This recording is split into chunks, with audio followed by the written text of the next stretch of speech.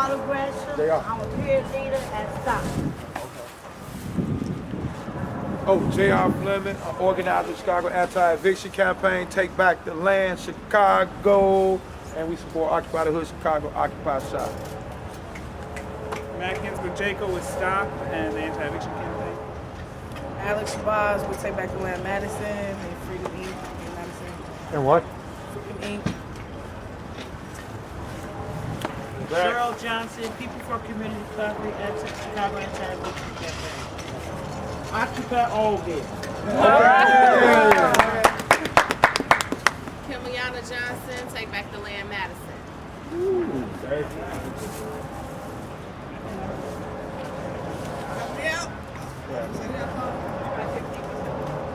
We're kind of waiting on you. M. Adams, Take Back the Land National and Take Back the Land Madison. Shirley? Okay. You with? Who? You here? Hey? Hi, Shirley Henderson with the Anti-Eviction Campaign and Occupy the Hood, Chicago. Ooh. All right. My turn. Yeah. Edward Mochi, I'm a lawyer. I'm defending Cabrini Green evictions. All right. Kingsley Clark, lawyer. I'm Ebony. Look. Hey everybody.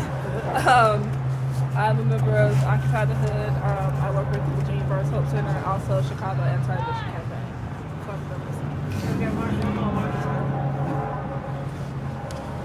Hello, Martha Biggs, also with Take Back the Land from Chicago, also with the Anti-Eviction Campaign, also I am the construction worker.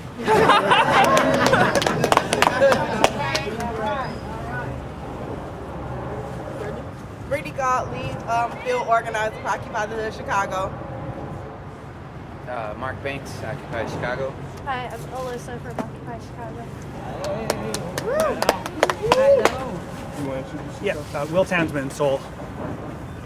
Okay, and my name is Toussaint Lossier. I'm a volunteer organizer with the Chicago Anti-Eviction Campaign. And I want to first thank everybody for coming out here to 8730 South Troop.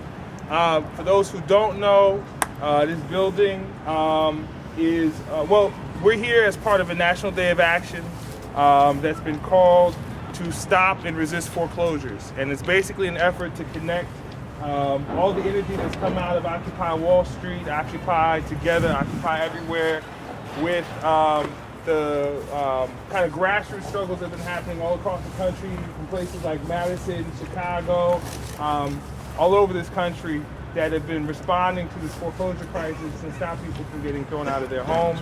For those of you who don't know, this house that we're at right now is not yet a house that's gone through foreclosure, but it's kind of a different side of the foreclosure crisis. It's one where so many people are getting resistance from the banks and not getting the sort of assistance that they need in terms of getting a modification because the hours have been cut back or they've been laid off.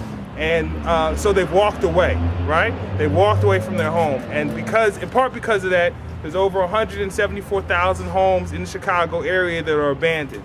And it's not surprising that so many people are walking away because over half the single family homes in Chicago are underwater, which means that people owe more on the mortgage than the house is actually worth.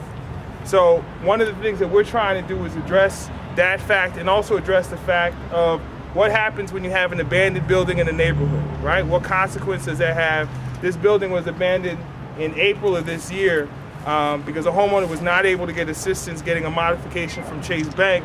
As a result of that, it was broken into twice, it was vandalized, and for those of you who are here with the cameras, you'll get an opportunity to see what the conditions of the house look like now and get to hear a little bit about how that compares to what it looked like when we first got here, right? And we're actually here at the invitation and with the support of the homeowner who, after having experienced the difficulty getting a modification and also the break-ins, decided, you know what, I'm gonna leave it, I'm gonna go someplace else.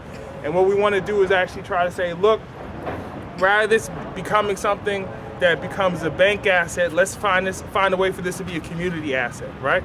Rather this rather than this becoming an eyesore, let's make it an asset and let's find a way to put people who are homeless into this being a peopleless house.